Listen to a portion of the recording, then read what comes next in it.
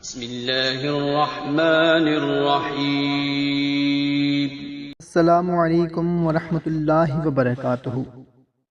معزز خواتین و حضرات، امید ہے سب لوگ خیریت سے ہوں گے۔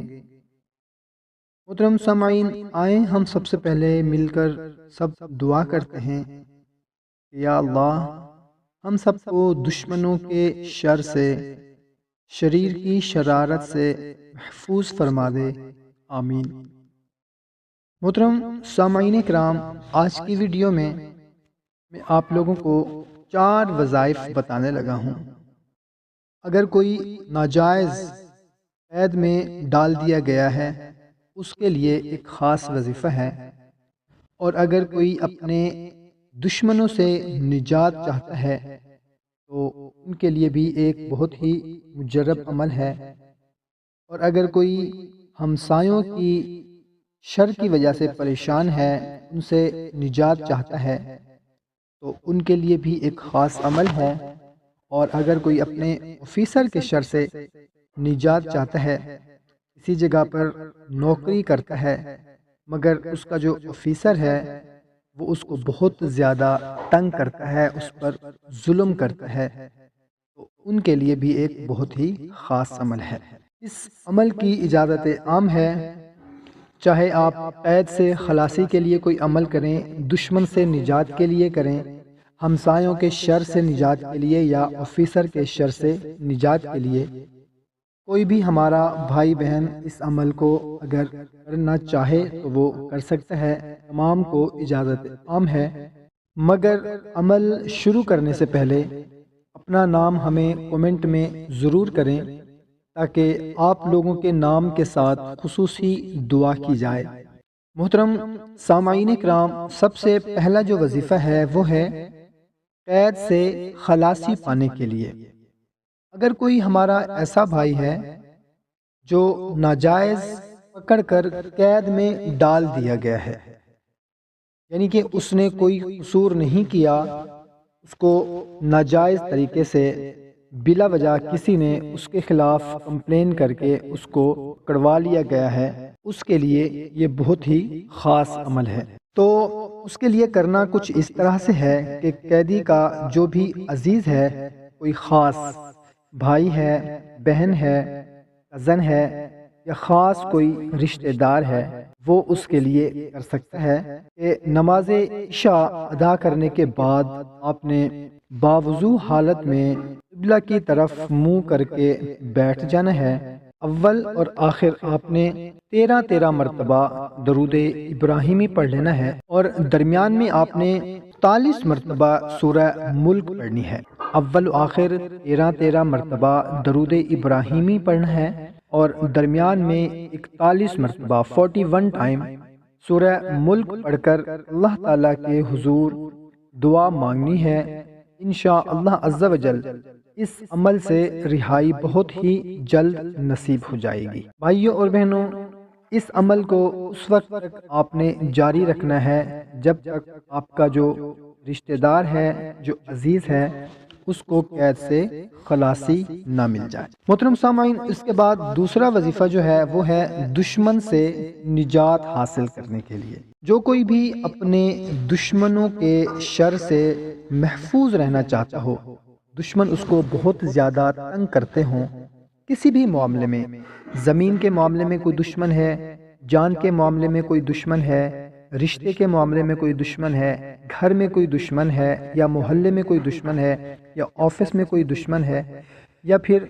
زمین جائیداد کا تنازع ہے، اس کی وجہ سے آپ کے ساتھ دشمنی کر رہے ہیں، یا جس کسی بھی وجہ سے کوئی بھی آپ کا دشمن ہے، اس کے لیے اس عمل کو آپ کر سکتے ہیں۔ اس دشمن کے شر سے حفاظت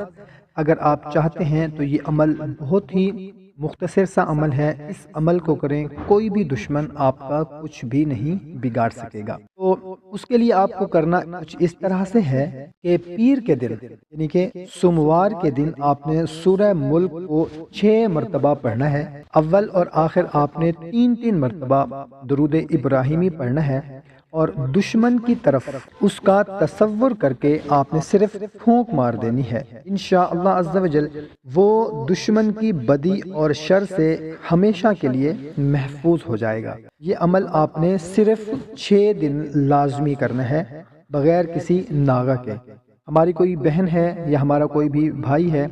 وہ دشمن سے حفاظت چاہتا ہے تو صرف 6 دن یہ عمل کر لیں، انشاءاللہ عز و جل دشمن سے ہمیشہ کے لیے محفوظ ہو جائے گا۔ اور اس کے بعد جو عمل میں آپ لوگوں کو بتانے لگا ہوں وہ ہے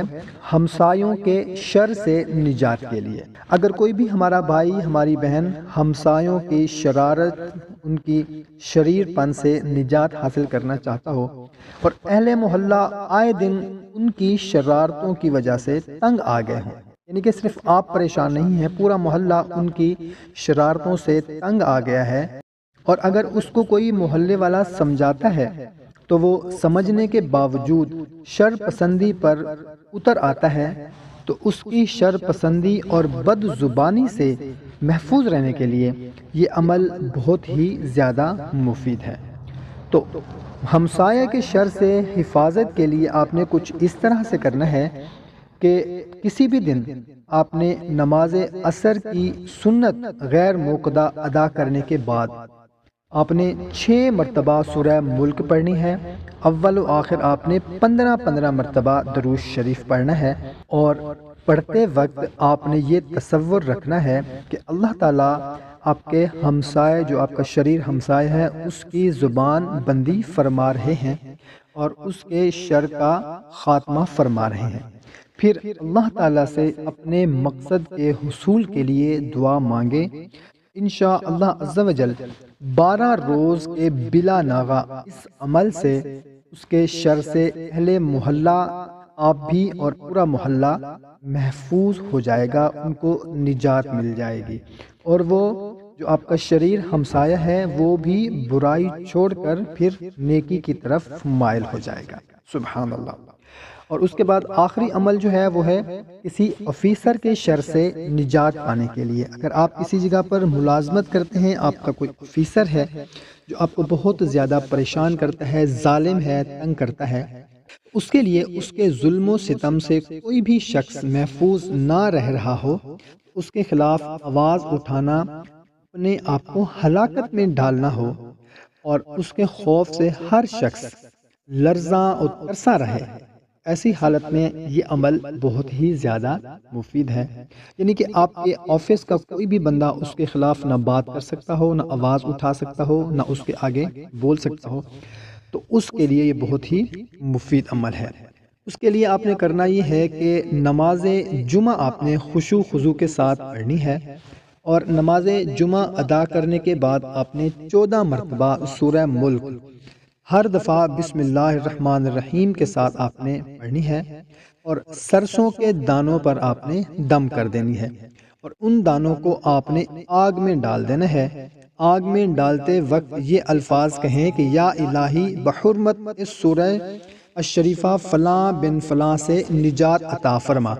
فلاں فلاں کی جگہ آپ نے اس آفیسر کا نام بما اس کی ماں کا نام لیں، اگر ماں کا نام معلوم نہ ہو تو اس کا نام بن حوا کہیں۔ انشاءاللہ عز و جل وہ ظالم عذاب الہی میں مبتلا ہو کر آپ سے جو ظلم و ستم کر رہا ہے اس سے آپ کا پیچھا چھوڑ دے گا، اور اس کے شر اور ظلم سے آپ کو مکمل نجات حاصل ہو جائے گی۔ بھائیوں اور بہنوں، بہت ہی مجرب سورہ ملک کے یہ وظائف ہیں، خود بھی پڑھیں، اپنے تمام دوست احباب اور رشتہ داروں کے ساتھ بھی لازمی شیئر کریں۔ ہمیں اجازت دیں، ایک نئی ویڈیو میں پھر ملتے ہیں۔ اپنا بہت سارا خیال رکھیے گا۔ اللہ حافظ۔